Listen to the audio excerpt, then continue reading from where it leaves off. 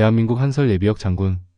외곽에서 충돌과 경쟁의 성격 정리 그리고 더불어민주당의 깽판 정치를 보면서 느낀 감정. 제3차 세계대전의 특징. 현재 사실상의 제3차 세계대전이 진행되고 있다. 그러나 당사국들이 직접 전쟁하는 방식이 아니다 보니 오늘을 사는 우리는 과연 3차 세계대전인지 아닌지 파악하기 어렵다. 그러나 현재 일어나고 있는 현상들을 잘 관찰하면 제3차 세계대전이 발생했고 이미 중반을 향하고 있다는 것을 파악할 수 있다.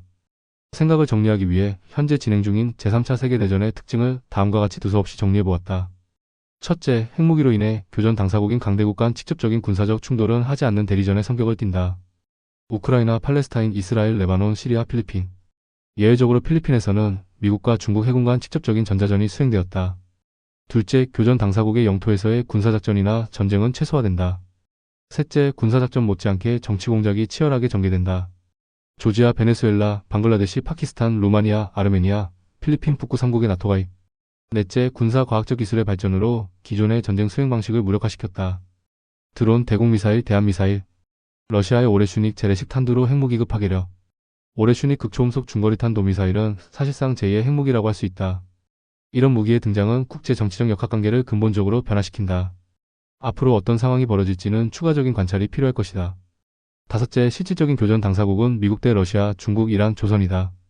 여섯째, 교전 당사국의 변방에서 일어나는 군사적 충돌이 승패를 결정한다. 1. 미국 대 러시아의 경우 우크라이나, 시리아, 조지아, 루마니아, 아프리카 사해 제국 한반도. 2. 미국 대 중국의 경우 대만, 일본, 필리핀, 남중국해, 남미국가, 태평양 도서국가, 한반도. 3. 미국 대 이란의 경우 이스라엘, 팔레스타인, 하마스, 레바논, 헤즈볼라, 시리아, 예멘, 후티. 4. 미국 대 조선의 경우 한반도, 일본.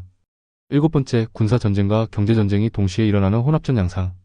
브릭스 독자적인 국제교역체계 브릭스 브릿지와 브릭스 화파 미르로 달러 체제 교란. 미국 국제교역에서 달러를 쓰지 않는 국가의 관세 부과로 처벌. 여덟 번째, 정보 조작으로 자국 대중들의 전쟁 수행 지지를 끌어내고 상대 국가의 대중들에게 왜곡된 정보를 주입하여 합리적인 정책 수행을 방해한다. 푸차의 러시아군 학살 가짜정보. 북한군의 러시아 파병 가짜정보. 아홉 번째, 미국 제국의 외곽에서 이탈이 가속화된다. 아프리카 사해 제국, 남미의 국가들, 서구 극우민족주의 정당의 부상. 이렇게 현재 일어나고 있는 현상을 정리해보면 아무리 봐도 미국이 지금의 상황을 역전하기는 어려운 것 같다. 한국 정치권이 제정신을 차리고 있다면 이번 제3차 세계대전이 종식된 이후에 국제정치적 질서가 어떻게 재편될 것이며 한국은 어떻게 해야 하는가에 대해 신중하게 접근해야 할 것 같다. 그런데 지금 하는 것을 보면 기대가 난망이다. 특히 더불어민주당이 하는 짓을 보면 기도 차지 않는다.